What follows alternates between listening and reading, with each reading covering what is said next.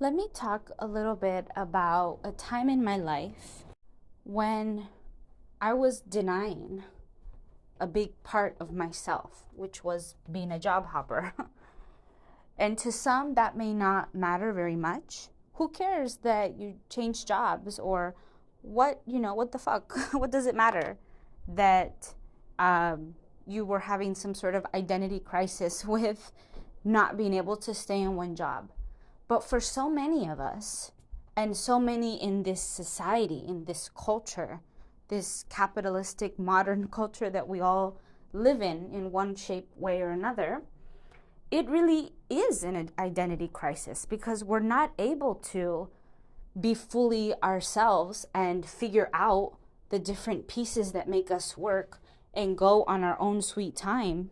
And we're not able to really try on jobs as we try on clothes, as we taste test, and take samples when you're in a mall and they give you samples, food samples. We're not able to do that with jobs. And so I started doing that right out of college and I never stopped. And at some point in time within my decade, or let's say like 10 years plus, so more than a decade experience in doing this, I really had this identity crisis. Like, what is wrong with me? Why can't I just conform? Why can't I just pick a job, stay in a job? Why can't I please my family? Why can't I just stop being indecisive? And why can't I be grateful to some extent also? Because my family, all my family are immigrants. I'm the only one, myself and a couple of my cousins, but we are first generation. So there's only maybe 3-4 of us, handful of us, that are born in the United States. So we are a new generation and have a new evolution to our culture. So why can't I just show my gratitude to my family and those who have made perhaps even more sacrifices that I'm making, in order to just comply and just stick with a job? And I really struggled. And I remember with my mom and my dad, my family, I should say my immediate family, they really wanted me to settle down. And I think that is a societal value that is imposed on us, that we have to settle down. And not just with jobs, right? But you have to find your person. And as a woman, we have to figure out what we're doing about, having kids. All these decisions, big life altering decisions, have to be made so soon. So fast, without really any sense of self, sense of identity, sense of intuition and intention. How are we supposed to know if we really want kids if one is still a child and figuring things out for themselves? Because we're not taught really how the ins and outs of job work, and then balancing relationships, all of these different nuances. That's not taught. It's not something that we can even see on TV or the media, because what's portrayed is another fallacy, is another fantasy. So I really struggled with this identity piece. And I think that's why part of me did even continue to switch jobs, because I kept thinking, if I just continue to do this thing that is giving me some results, I will eventually find my path. And I can just sit there and do it and just endure and be content, and everything will be fine. That's the kind of the pitch, that's the advertisement. You find your job, you find your path, you find your purpose, everything will be fine. You'll make money. You'll probably have a partner or good friends, relationships that are thriving. And that's what we all want. That's the ideal. But I didn't really know that that was what I wanted. I struggled with my first few jobs. I didn't like technical writing. I didn't like nonprofit work. I really loved yoga and health and nutrition, and there were all these different parts of me that I wasn't able to interweave, and connect. And so I was like, am I not allowed to honor all these different parts of me? Society and college and all these different, I don't know, bubbles, they make it seem so easy that if you just get this degree, if you stick to this one category, this one box, that should be sufficient because that should have all of the things that you're looking for. And it's really hard, and it puts a lot of pressure and expectation into finding the ideal job and even the ideal person. And so there was a lot of confusion, indecision. I was constantly looking for information and just learning, pushing myself.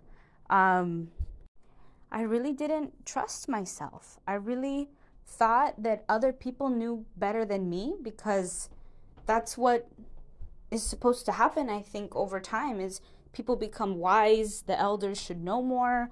The people who, prior generations who have been in work and in business, and even in relationships, they probably have pearls of wisdom and, these nuggets to share. But first of all, let's break that down a little bit because the other generations lived in other times, quite literally. And that sounds so self-explanatory. But so much of life seems to be that way, self-explanatory. But we don't digest it. We just take it at face value. So the fact that other generations and other iterations of our culture and society was living in another, level, we are now, let's say, in a 3.0 level and they were 2.0. And the job market, the environment, quite literally, the socioeconomic statuses, all of these things were in different points, and there were different abilities, there were different access points, there were different opportunities. That it's not to say that we can't do anything now, but the fact is, at least in the United States, when someone goes to college and assumes debt, because the majority of us do assume college debt in order to get a so-called education in this country, that debt only goes away when we die, quite literally. And so we're taking on so many pressures and so much risk and weight and burden on our shoulders without really understanding the long-term effects and not having the same environment, the same opportunities that our previous generations and family members and other people had.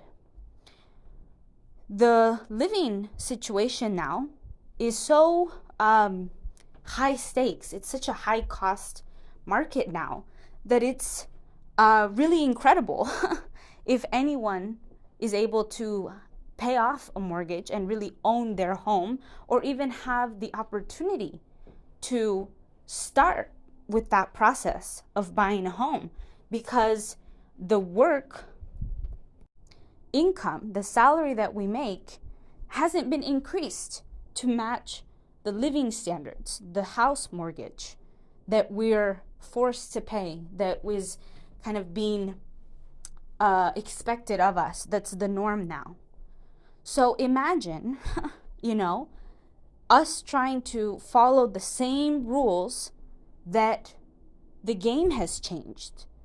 So how can I or any of us apply the same standards, the same methods to something that is no longer even applicable? It doesn't make sense to stay in a job for 20 years because most of the jobs nowadays don't even have pension. Now, those of us in the United States who are documented, we do have access to some extent, I guess, to Social Security. But even that, before, it's my understanding that it was more of a guarantee and an incentive that companies really did have in order to promote loyalty and retention. Now, companies don't do that. Some companies don't even offer paid time off. They don't offer benefits. Everything is at the expense of us, of the individual, the employees, the human beings, and in favor of the corporations, this capitalist society machine that has to keep churning.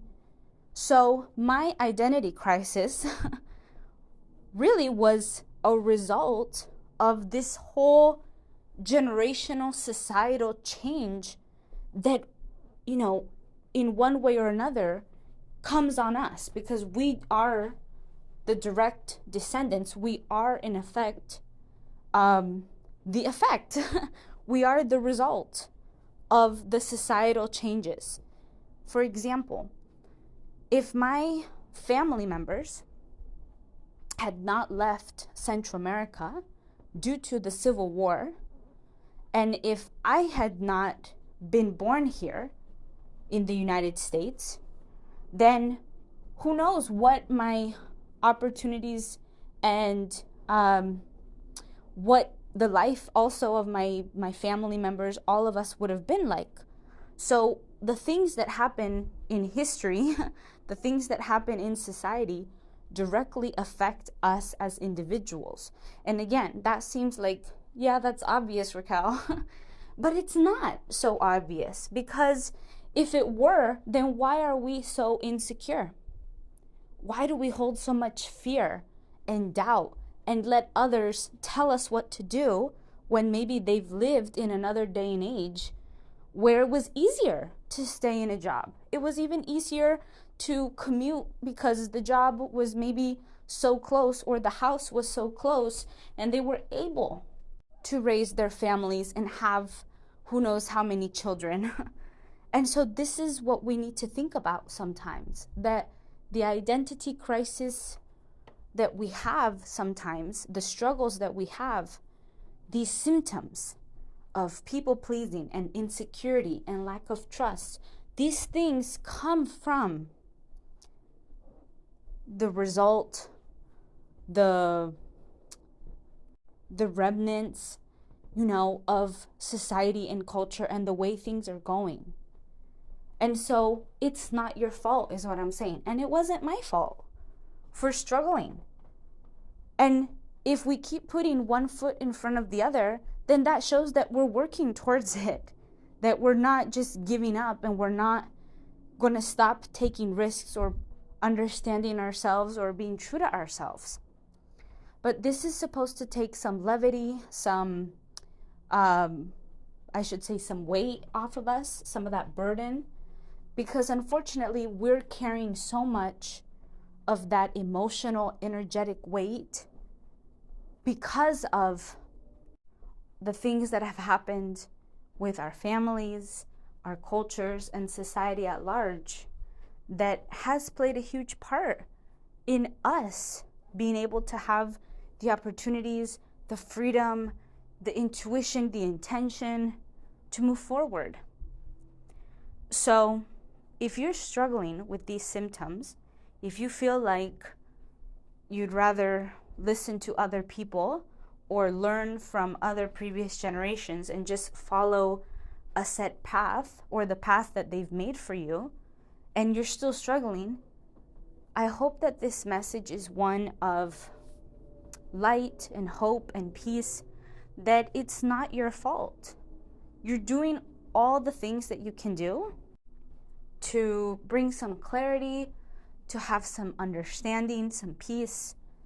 And the number one takeaway that I can offer to you is that if you keep taking risks, and by risks I mean even the risk of discarding what other people are saying and just listening to yourself, that's a huge risk. Or if you take the risk of changing jobs and becoming a job hopper, like I did for my whole career. Or if you take the risk of quitting your job and going back to school, or whatever risk means to you today, as long as you keep doing those small or big risks, you will be not only just honoring yourself, and you will be honoring your family members and your culture, and letting all of those things kind of close that chapter, that this is what you need to do now in order to create your path to find peace and passion and purpose. So my advice is to take big or small risks. Keep doing it. Because if you keep going, again, whatever risk means for you today, little by little, I really do guarantee, that is something that I can guarantee. If you keep taking the risks, the positive, the intentional, the ones that resonate with you, the ones that maybe feel a little scary, maybe you know in your heart of hearts that you have to, but you're kind of, your family, your society, your culture, they don't agree, but you know inside you that you need to change that job. You need to get out of that relationship.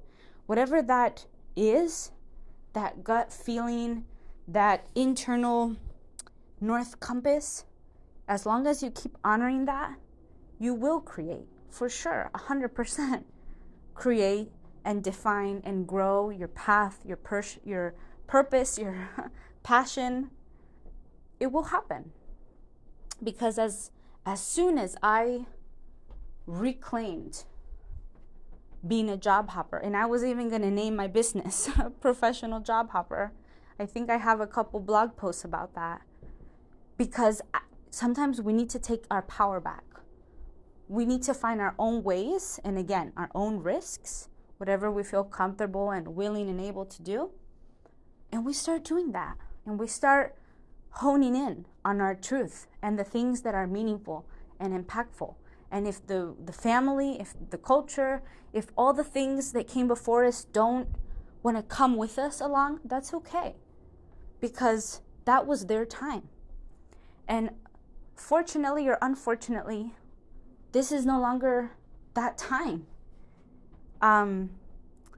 As much as, at least for me, someone who really doesn't know all of their ancestry and all of their family and all of these things, it means a lot to be able to know the traditions and be able to understand the different cultures and my diverse background after doing DNA tests and all these things. Like, it's important to honor the different pieces of ourselves and figure out who we are now.